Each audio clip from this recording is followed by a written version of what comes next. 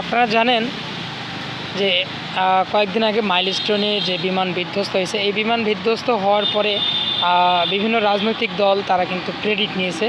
এই ক্রেডিট নেওয়ার পরে মধ্যে আমি দেখেছি যে আওয়ামী লীগ বিশেষ করে একটা ক্রেডিট নেওয়ার চেষ্টা করেছে যে ছাত্রদেরকে উস্কে দিয়ে একটা আন্দোলন করে নতুন করে তারা যেন আওয়ামী লীগ আবার পুনরুজ্জীবিত হতে পারে এবং পুনর্বাসিত হতে পারে। তো সবাইকে অসংখ্য ধন্যবাদ আমার সাথে থাকার জন্য এবং আমাকে সাপোর্ট করার জন্য।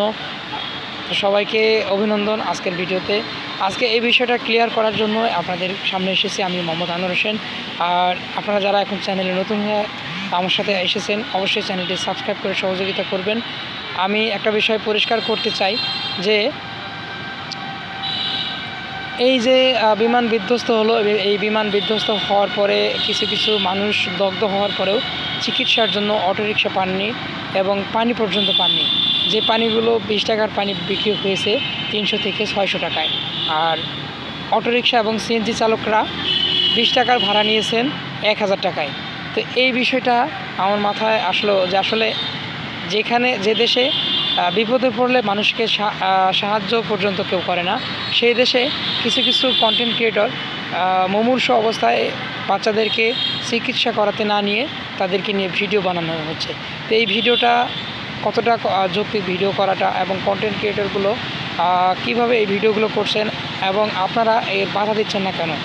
যদি তাই না হয় তাহলে বাংলাদেশটাকে আমরা কেন সেই জুলাই গণঅভ্যুত্থানের মধ্য দিয়ে স্বাধীন করেছি? আমার মনে হয় যে এই 24 জুলাই এবং 25 যে জুলাই, এই জুলাইটা আসলে কোনো ব্যবধান নেই, কোনো বৈষম্য মুক্ত হয়নি। যদি বৈষম্য মুক্ত না হয় তাহলে এই যে বিমান বিধ্বস্ত হলো এই বিষয়ে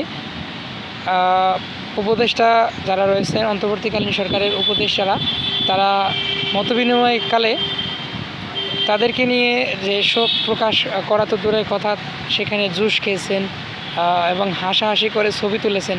এটা আসলে কতটা নির্লজ্জকর পরিবেশ আপনারাই একবার কল্পনা করুন। এই বিষয়টাই বলার জন্য আজকে আমি আপনাদের সামনে এসেছিলাম। তো ভিডিওটি ভালো লাগলে অবশ্যই লাইক, কমেন্ট এবং শেয়ার করবেন। আসসালামু আলাইকুম।